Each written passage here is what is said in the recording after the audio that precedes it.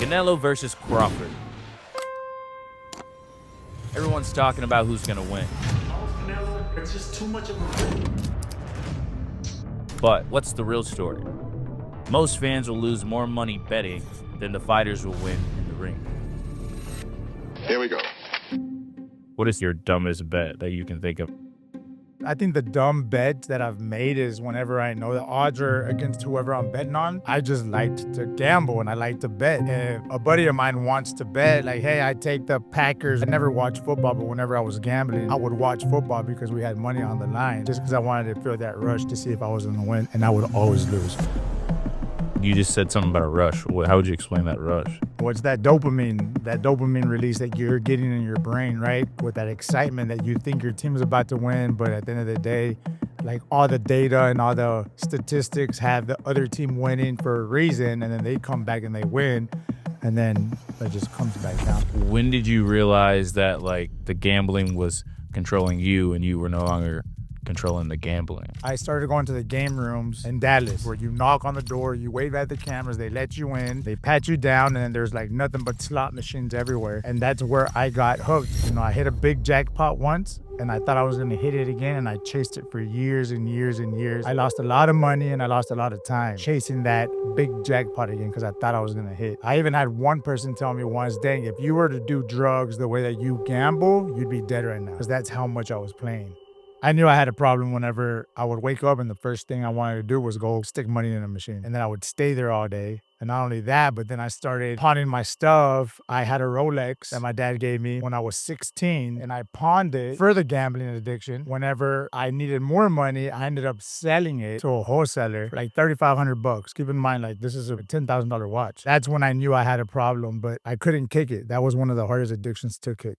Hey, so Chris, what's the hardest moment that you realized risk-taking in general was controlling you, not the other way around? I think when like I first decided to quit boxing, like the first time, I had to be about 19. I had a girlfriend with a baby and we lived in this apartment in Garland and we had no electricity. I didn't really have any goals, any plans. Boxing was everything for me. I wanted to fight really bad because I felt like that was my only opportunity up until that point. So I put us through that for about 6 months, and by the grace of God and the patience of my now wife, she stuck with me. I would run between 10 to 12 miles a day to the gym just because I really wanted to fight. If you don't like establish a good enough name in the amateurs, then you're not necessarily looked at as like a young professional. And I knew that I would have to go pro and make some money. Right when I was about to quit, I get a phone call, a job for the World Series of Boxing. Is that when you went to Atlanta, or where'd you go? I went to Memphis. To Memphis. I grabbed it because it seemed like so much money. I didn't understand the magnitude or the sacrifice I would have to do during that point. My oldest son, Jaden, was very upset with me for a very long time. How old was he? He had to be about maybe, I'd say like, he was under 5. He was under 5, and he was just really mad at me. Because, you know, in those ages, you're like the hero to your child. And I just wasn't there. But I thought I was doing what was right in order to achieve something that was like gonna make us great. And I was willing to sacrifice myself for that, but I didn't think about everyone it would hurt. And then at that point, Erica was pregnant with Jace. It's my second son, and it was just, and I wasn't who I needed to be because I felt like I'm sacrificing everything. If anything, just like get off my back and let me do what I have to do, but not having the cognitive sense to understand what she was going through or being mature enough to even have those kind of conversations. So I wasn't who I needed to be. And then I came home and went to shit for a long time. Our parents had Vegas, casinos, and poker nights. And now Gen Z has DraftKings, crypto, Robinhood, same addiction, different packaging. That's real. Like, I mean, if you think about it, I say I don't gamble, but I'm on a few of these.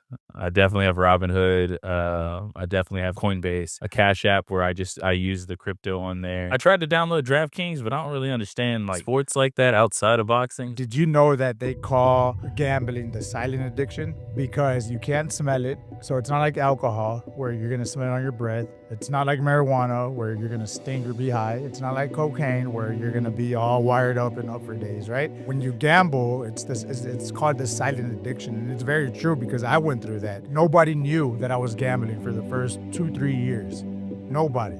It wasn't until like I started becoming less present and I didn't have money for everything that it started to become an issue. And even then, I would make up lies to cover up where the money was going and all that. It's the silent addiction. Nobody ever knows if you're going through a gambling addiction because there's no actual signs of it. So you think Canelo's gonna win? Let's just Yes. That's your prediction. Yes. Okay, cool. I'm going with Crawford. All right, I bet you $100 Canelo's gonna win. All right, $100 Crawford. All right. Even though he don't want to gamble. $100 ain't that much. They do that. They're like Big X the plug said, $100 like $1 to me. $1,000 like $100 to me. At the end of the day, the house always wins. People don't gamble for money. They gamble for hope. It's yin yang and everything. Boom, baby.